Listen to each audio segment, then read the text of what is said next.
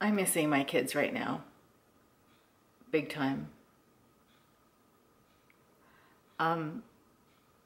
Anyone else feeling that way? No, you're not alone. Like, honestly, I don't mean to sound like a cheesy freaking made-for-TV movie or commercial, public radio commercial or something. No offense to public radio. I love public radio. Seriously, I do. And I didn't mean public radio. Okay, I'm not thinking straight right now. It doesn't matter. The point is, yeah, I'm always trying to be happy. And as a friend of mine says, rainbows and unicorns, blah, blah, blah, blah, all the time. And it's true because I try to take a positive spin on as much as I can. But there's one thing that I can't, and I'm not going to deny. And I think other people, I know other people feel the same way. So I want to let you know that you're not alone. 5 years ago, I told my husband at the time I wanted a divorce. The plan was not for me to have my kids only half time. The plan was for me to have them for him to have them every other weekend, maybe one day during the week. And so that was cool. But then a year later, that changed. He wanted them half time, and I can't blame him. He's their dad, and I'm happy that he does, and happy for the kids that they want him, that he wants them as much as he does. So more people to love them, and they're happy, they're great, like things are awesome. When our separation and everything finally ended 4.5 years ago, I had a very good friend of mine saw how upset I was about only having the kids 1 week on, 1 week off. And he said, you know what, Sue, it gets easier. It does, it really gets easier. So just hang in there, girl. I was like, okay, trying to be as positive as I can. You know, that positive thinking thing I do. And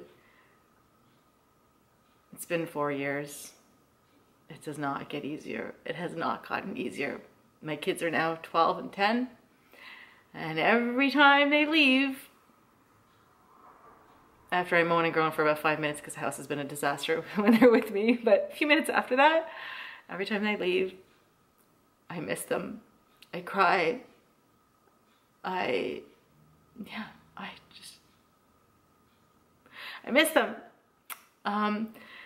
Steve, you told me 4 years ago it was going to get easier. It has not gotten easier.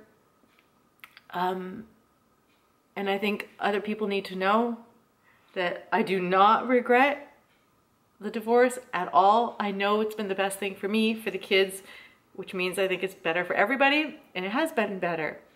And it is, and I know I did the right thing.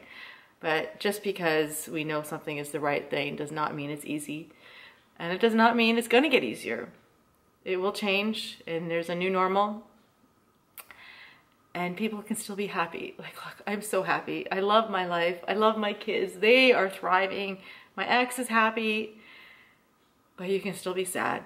And so I want other people out there to know too, they don't have to pretend to be happy all the time. When it comes to this, it may not get easier for you.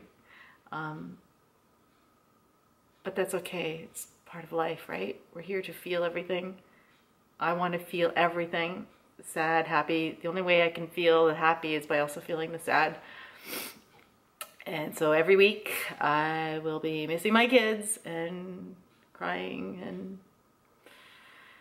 yet never doubting what I did. So remember that too, that even when you're feeling sad, even when it gets hard, it has nothing to do with whether or not you made the right decision.